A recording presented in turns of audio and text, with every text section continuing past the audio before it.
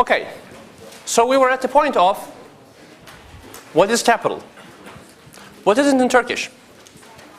Sermaye. All right. So I had already given you the huge hint that it doesn't grow on trees.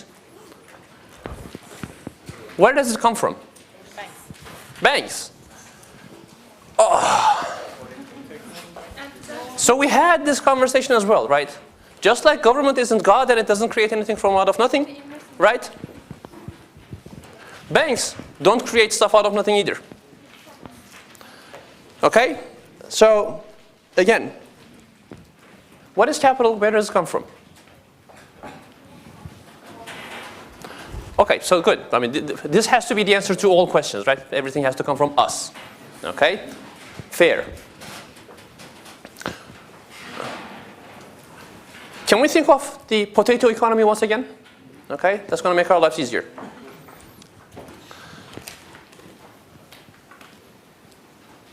In the potato economy, what is capital? Very good. You're smart people.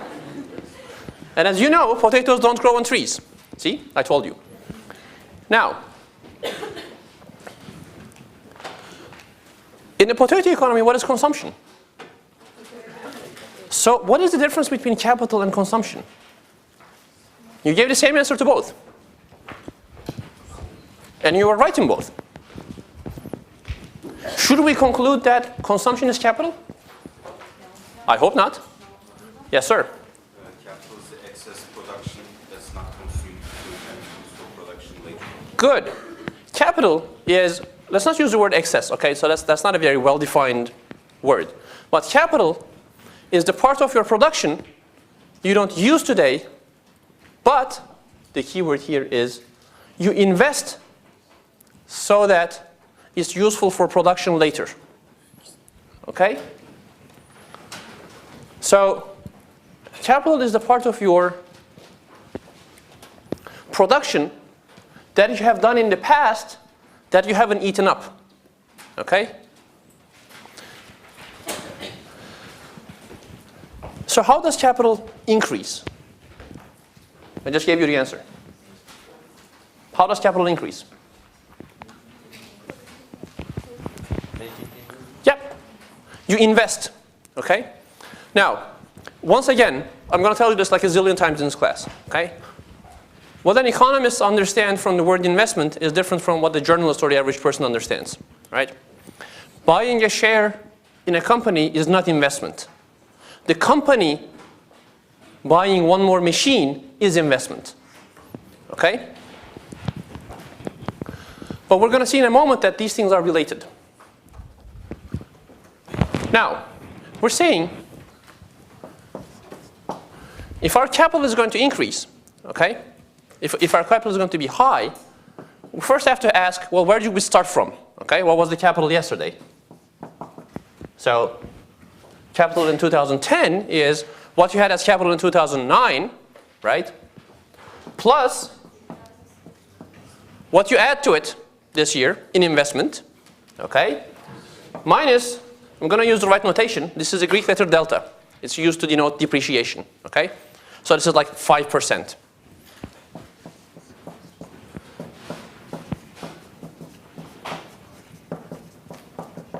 It says about 5% of your capital depreciates every year, okay? It's no longer usable. This isn't hard to think of, right? You know, when you go to a factory, you don't see machines that were built in, 1915, okay? Were there no machines in 1915? Well, there were. What happened to them? They depreciated, okay? That's what happened to them.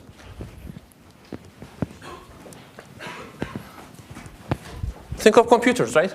You don't see computers built in 1985 used in the offices here, right? That's capital for the university. Were there no computers in 1985? Well, you weren't born then, but I was, so they were there. Okay? What happened to them? They depreciated, okay? Now, so what are we saying? What is the answer to the question, how are we going to make sure that our country has more capital? This is what you begin with. Can you control this? No, it's already there, right? The year is 2010, and you say, okay, last year we had this much. Sadly, we can't reverse time, right? We can't change what we did last year. Okay? Can we control this? Not really. If you use capital, it gets used. Okay? Can we control this? Okay? Good. So what we want is, we want people to do more investment. Can the government do something about this? This is where we have to ask ourselves, where does investment come from? Okay? Investment is a two-sided action. There has to be people who want to invest, and there have to be people who want to give them the goods to invest. Okay? Let's first formalize this. One of the most important things about a country is it consists of many people. Okay? If it was just me, life would be so much easier, but also boring. The people who want to do investment, the people who want to grow more potatoes, do they always have the potatoes to begin with? No. Do somebody have potatoes? Usually. We don't know actually, but usually. Okay?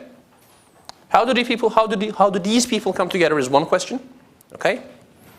What is the relationship between the savings and the investments is another question. So let's first tackle the second. And this is going to be nice. We're going to say, look, let's start from this. Let's think of a closed economy, okay? No exports, no imports. Y equals C plus I plus G. All right? Cool.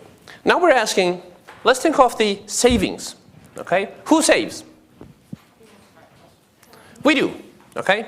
I save. Does the government save? So it could. Ours usually doesn't.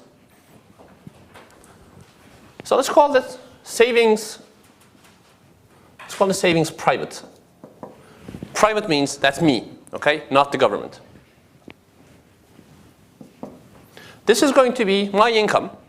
What is my income?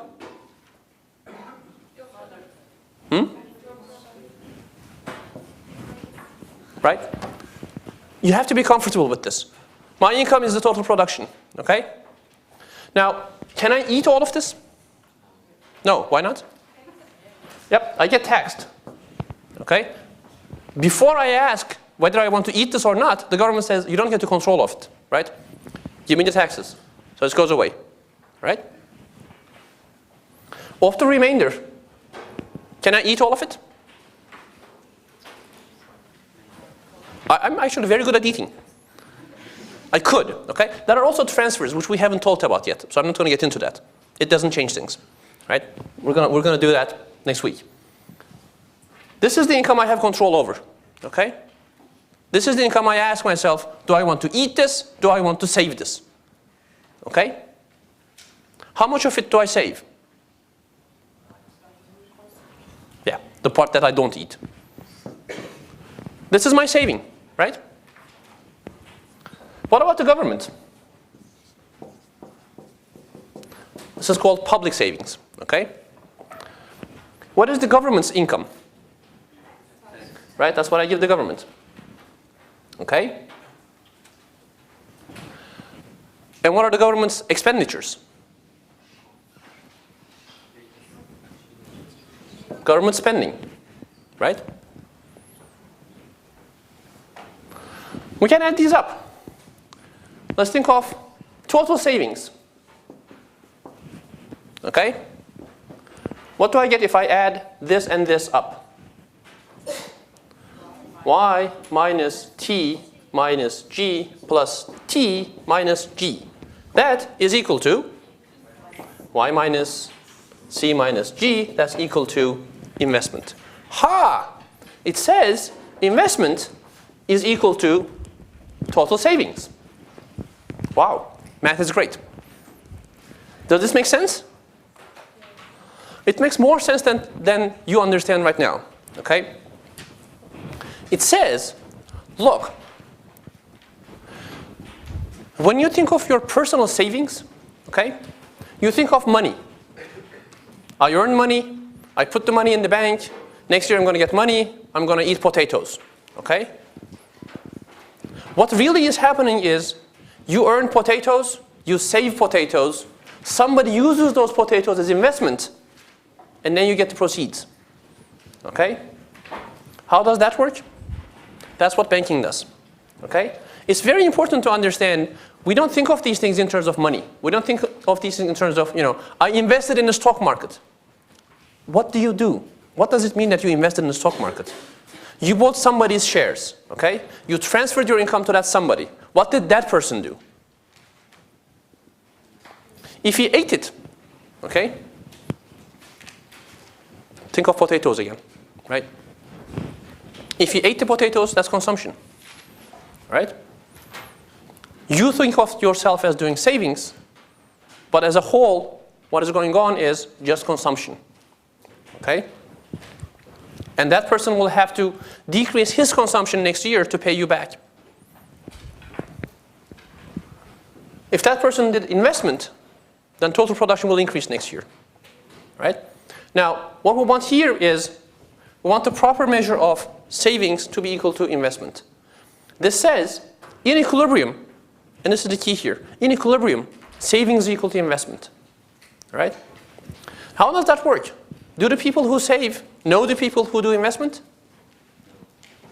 Right? So this is now we're asking the good questions. First of all, it says, if you're going to do a lot of investment, there should be a lot of savings in this country. Okay? So when you're asking about government policies, one of the things you have to ask yourself is not just, how do I make people want to invest more? Okay? This says, if people want to invest more, they're going to need more resources to invest with. Okay?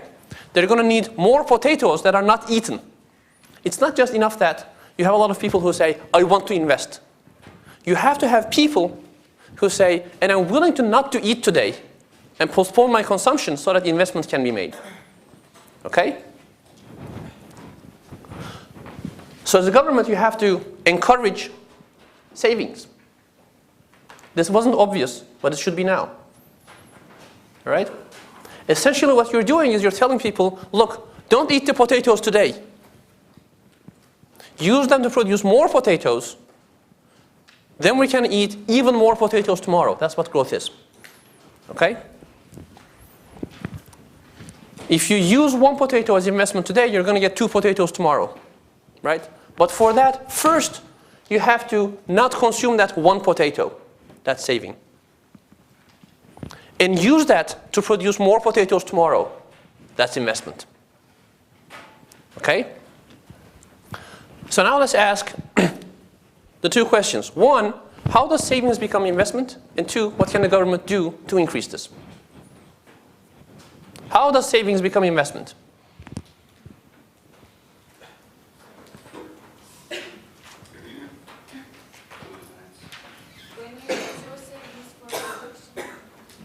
Okay, yes, but how does that work? That's what the banks do, okay? I save. Good. Do I want to sleep on my potatoes? No. I would rather lend them to someone who tells me, give me your potatoes today, I'll give you more potatoes tomorrow. Okay? Do I know who that person is? No. Well, this shady character can come to you and say, Abici, give me the potatoes and you'll be rich tomorrow. Would you lend him? Ayıptır ya, arkadaşınız ya.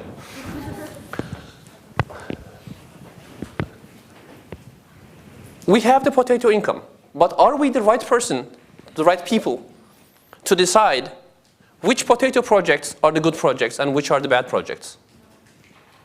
No. Okay? That's an easy no. In fact, it's hard even in the only potato economy. When you're thinking about the real Turkish economy where a zillion kinds of goods and services are produced, okay? I know how to produce a 102 lecture. I receive income for this. Then somebody comes to me and says, I have this great idea to produce biodiesel. Okay? We'll be rich. Just give me your savings. Will we be rich? What do I know? Okay, how do I judge who to lend to and who not to lend to?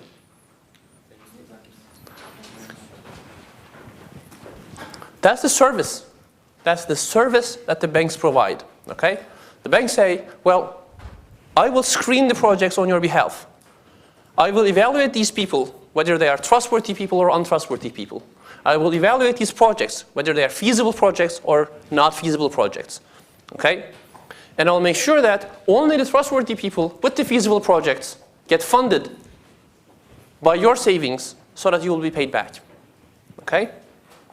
And not only that, you won't even have to search for these people. They will all come to me. Why? Because they know that I have your savings. Okay? That's what the banks do. What if your banking system isn't working? Do savings equal investment? Okay, so that's one important thing.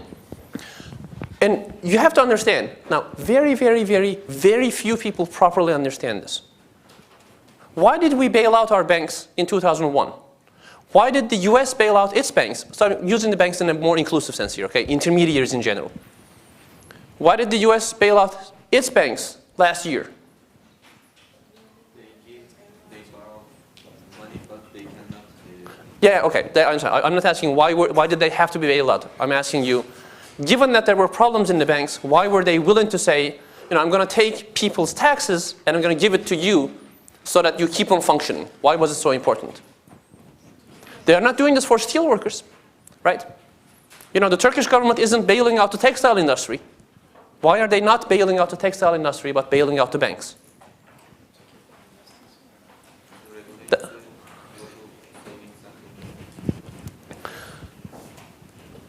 A healthy banking system is vital to the overall health of the economy, okay?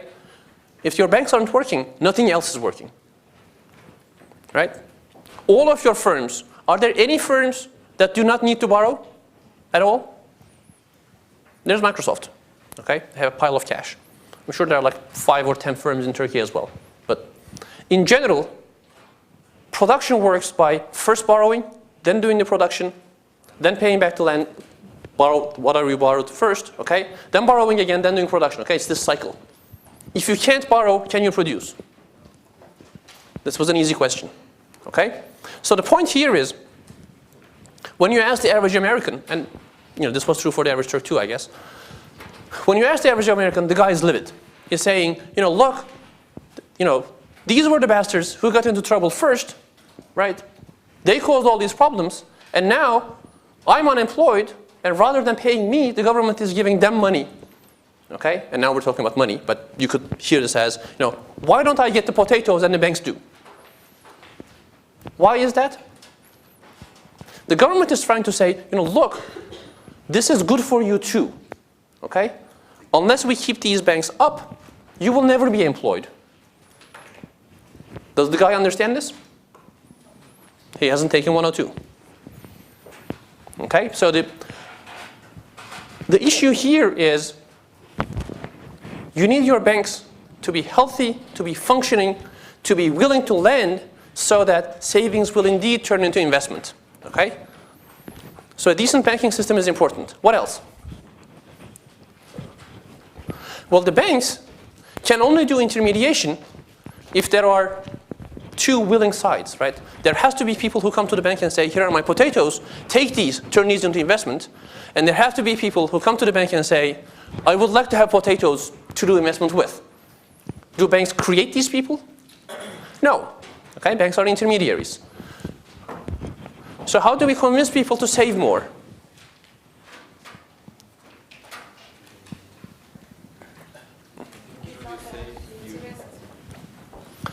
So one of the things you could do is you could force them, right? Remember, total savings is private savings plus government savings. If these guys aren't saving, you could increase taxes and save yourself. Did the Turkish government do this? Well, they tried and failed. Okay? Things like, say, zorunlu tasarruf, right?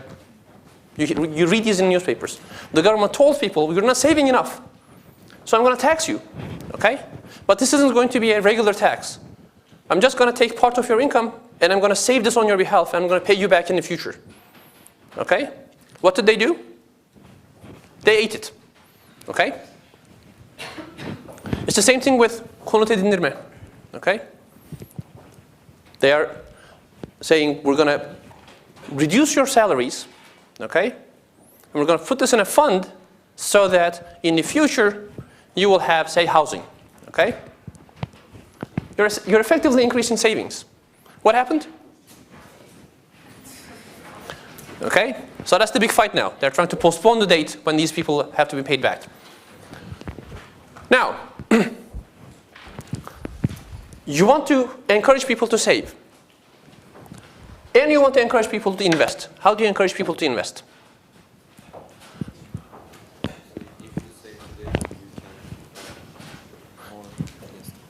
That's saving, right? How do you encourage people to invest? So one, you could make it cheaper, right? You could say, if you do investment, I'm not gonna tax you. I'm gonna give you the land for free. Okay? In Turkey, you can do this because the treasury, the government, has a ton of land. So it could actually just grant land. Okay? You could say, I'm gonna sell you electricity at a lower price, right? This also is done. You could say, if you do investment, build a factory, I'm gonna, not make you pay social security taxes for a year. Okay? These are all things that are done or pondered.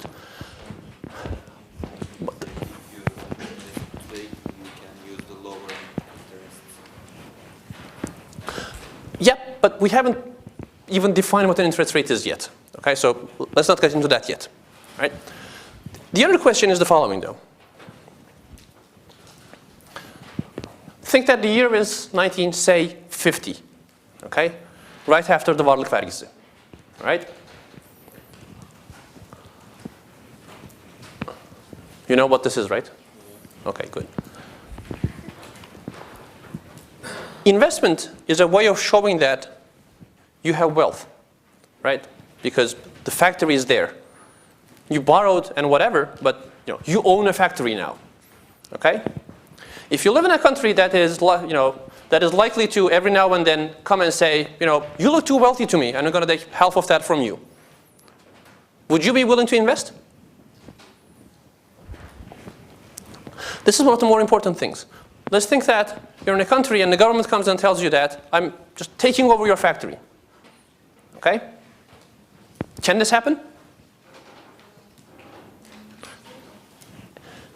There are two different questions, right? Should this happen and can this happen? It shouldn't happen, but can this happen? Okay? So, look, again, what we're studying is capitalism. At the root of this is private property and property rights. Okay? If a country is not enforcing property rights, can you expect to benefit from this capitalism business? If you think that I'm going to work hard, I'm going to save, I'm going to invest, and then the government is going to hit me on the head and is going to take all of the potatoes. Okay? Would you rather eat your potatoes today or invest? There you go. Okay? So let's think of this. You lend, you borrow, you do investment, you do production. Okay? Do things always go smoothly? No, right? That's why we have a judiciary system, right? That's why there are courts. There will be problems. Those problems will have to be sorted out. A judge will have to do this. Say you do investment in Turkey and you have a problem. Okay? How long does it take for a court to sort this out? If you're lucky. 2 years if you're lucky. Okay? It takes about forever. Right? This is not just a human inconvenience. When you ask foreign investors, what is the number one reason you choose not to invest in Turkey? Okay? Or you choose not to invest in Turkey more? This is the number one answer that is given. We don't know in which way and at what speed disputes will be resolved. Our judicial system sucks. Okay? And it does have economic impact as well. This is lower. And you can immediately understand why. Okay? Let me ask you one more. Think of a country that, Grows fast one year, grows slow the other year, grows fast one year, grows slow the other year. One year inflation is 145%, the other year it's at 85%, the other year it's 210%, versus a country that has a much more smooth growth and inflation path. In which country would you like to invest? Why is that?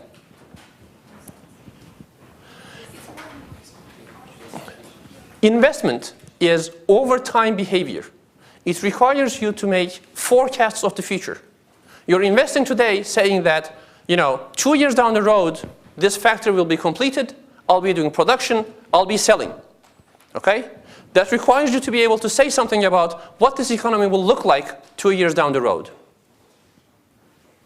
If the economy is extremely volatile, if you can't know, if you can't forecast what the hell is going to happen, can you confidently do investment? No. Okay? So macroeconomic stability in itself is an extremely important component of investment. I'm not going to call this incentives, but investment depends a lot on what is happening in this country. What is happening in this country politically, what is happening in this country economically. Okay? Think of this. It's 1981. The army has just taken over. Okay? How happy would you be to invest? Thank you. Okay? Why is that? You don't even want to be in the country, let alone invest in the country. Okay? It's 1995. We just had a devaluation, which I haven't defined yet, but the exchange rate has gone through the roof.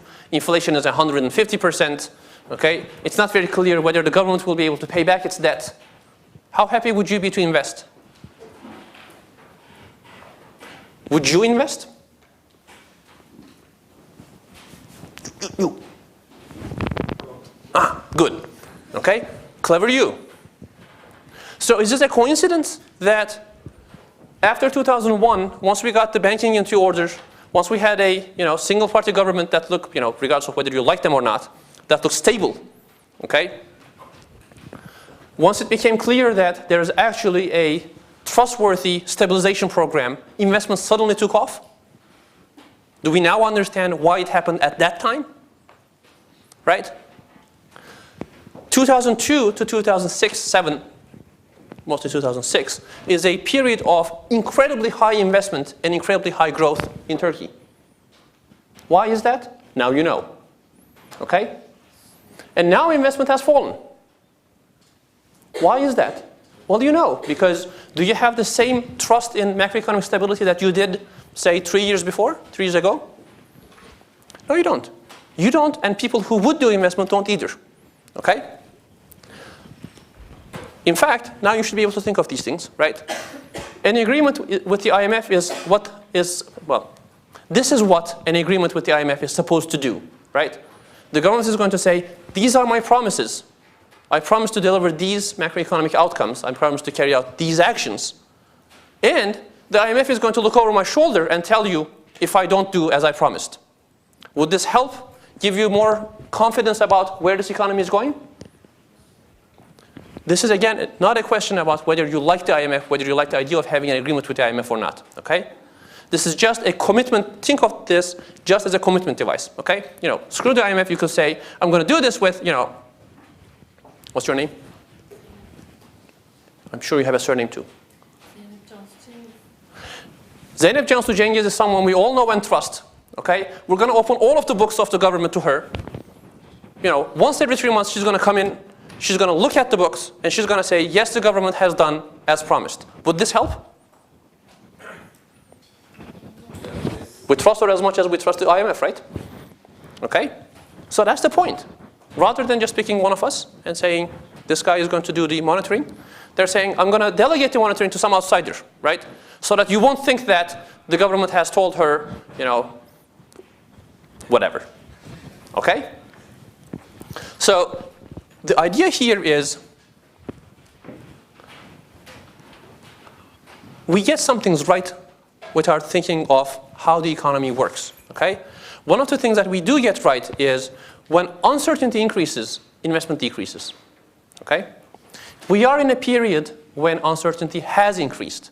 Uncertainty in terms of the world economy has increased, but more importantly for our purposes, uncertainty in terms of the economic policy in our country has increased. Okay? So the government says, well, maybe I'll make an agreement with the IMF so that they will look over our shoulders and convince you that, okay, it's not for the government's benefits, it's for us.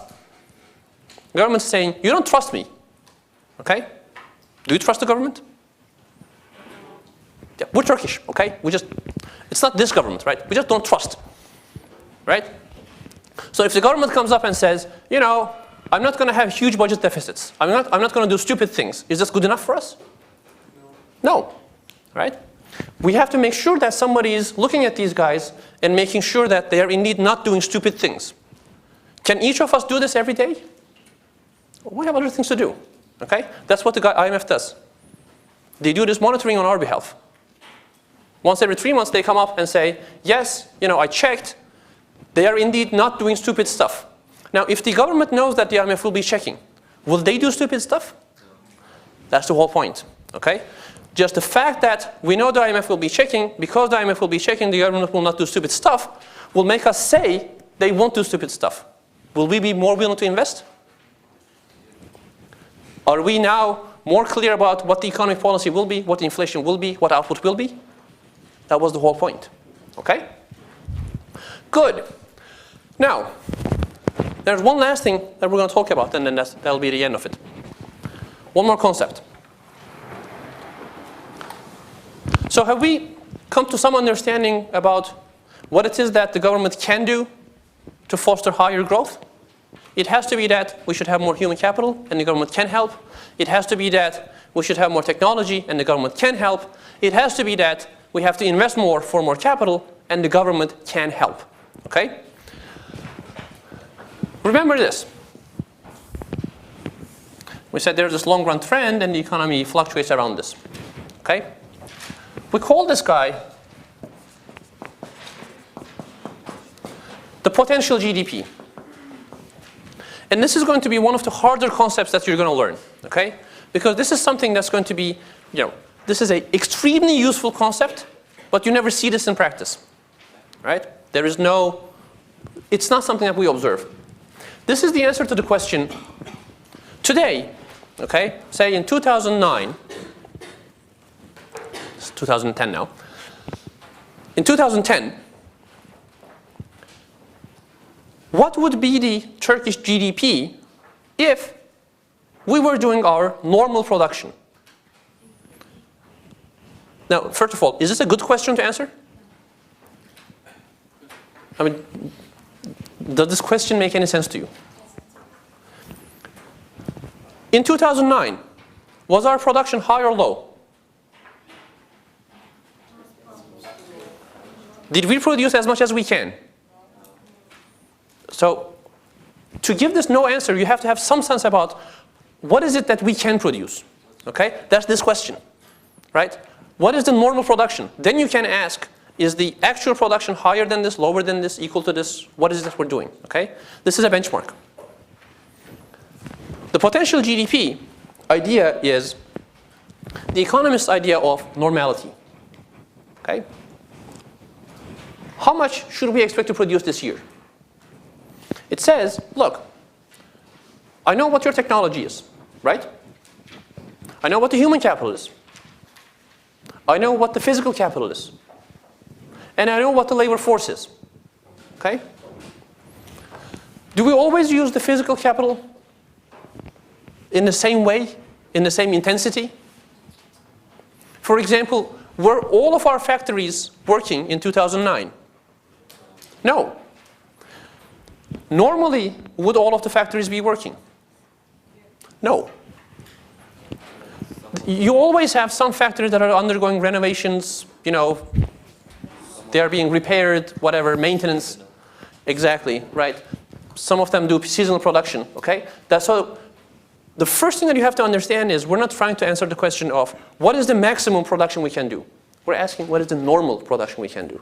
These are not the same question. Okay?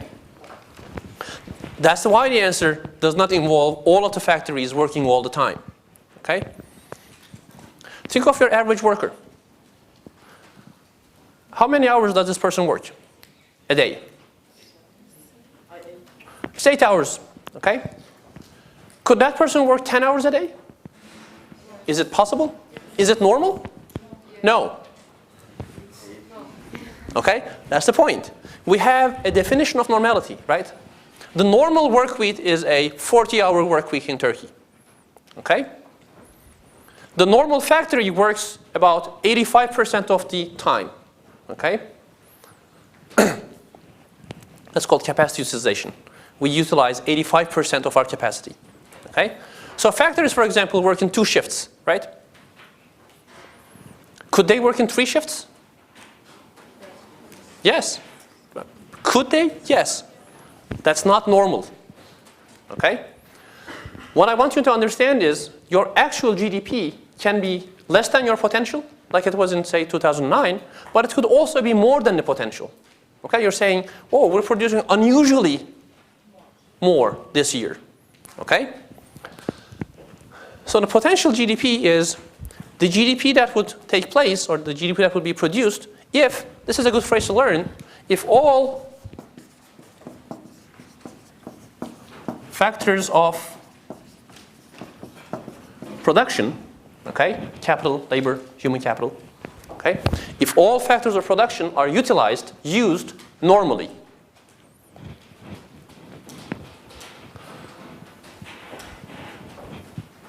What we're saying is, look, the actual GDP fluctuates around that potential. Sometimes we produce less than this, sometimes we produce more than this, okay, but we're always around this, okay? If we're going to grow, since we can't permanently be above this, why?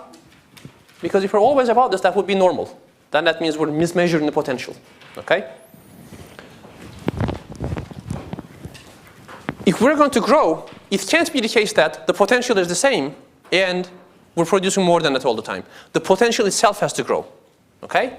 That means we have to have more factors of production or higher technology, right? If you increase capital, you have more factors of production. This potential GDP bit becomes very important in talking and thinking about unemployment, okay? Turkey has 13% unemployment, all right? Are we above our potential GDP or below our potential GDP? So you said below. Why?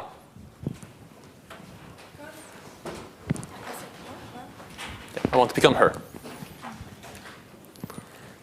No, because it's a huge percentage, that's 13.6, and we can more. Is that 13.5% unemployment normal for you? That's the answer, right? That much unemployment is not normal for our country, okay? More people than normal are unemployed. That immediately tells you that you're using your factors of production less than normal. You're producing less than normal. You're below potential. Okay? Here's the question. When we are at potential, okay, if I told you that, in 2014, Turkish GDP will be at potential, okay? In all my expertise, I decree that that will be so. Does it tell you that unemployment will be 0? This is a question about what is normal unemployment, right? That's why that normality is important. What is normal unemployment in Turkey? If you saw unemployment at 2%, would you say, oh yeah, that's Turkey, this is normal? Would you? No, right? Sadly, unemployment is normally quite high in our country. Okay? Why is that? We have 3 kinds of unemployment, right? It could be that frictional unemployment is very high in our country. It could be that structural unemployment is very high in our country. It could be that cyclical unemployment is high in our country. Which one of these enter the definition of normal? Is having some people as frictional unemployed something normal? Sure, right? I mean, people always look for jobs, leave jobs, find new jobs. Okay? So some frictional unemployment is normal. You can't do anything about this. Is having some structurally unemployed people normal? Sure, right? I mean, If somebody says, look, I'm unskilled, and you're telling the guy, well, because you're unskilled, you can't find a job, okay? It's extremely sad, but it's normal that this person will be unemployed, okay? How about cyclical unemployment? That's the part that doesn't enter the definition of normal, right? Because we're saying, look, if you're using your labor force the normal way, okay,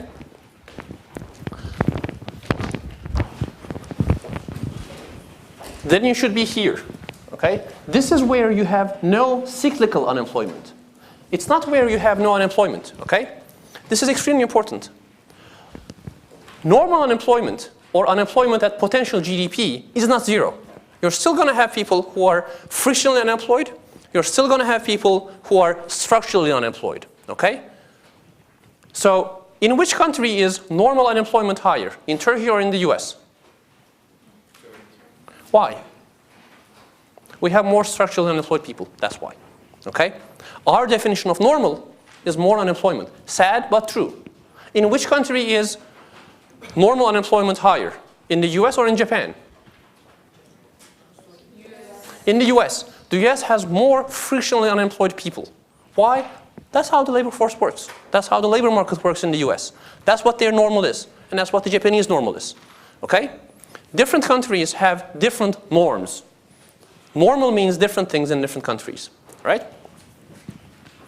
Potential GDP tells us that, look, given what is normal for you, given how many people are supposed to be frictionally unemployed, given how many people are supposed to be structurally unemployed, okay?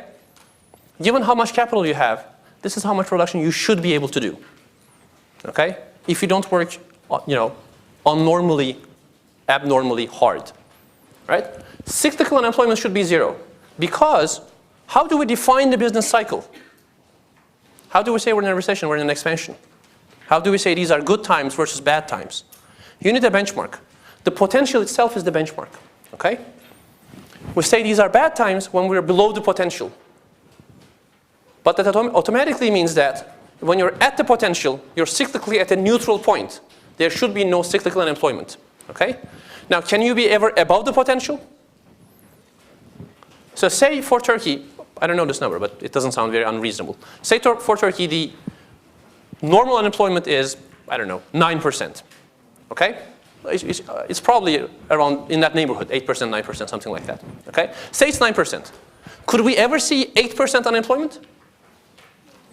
Sure.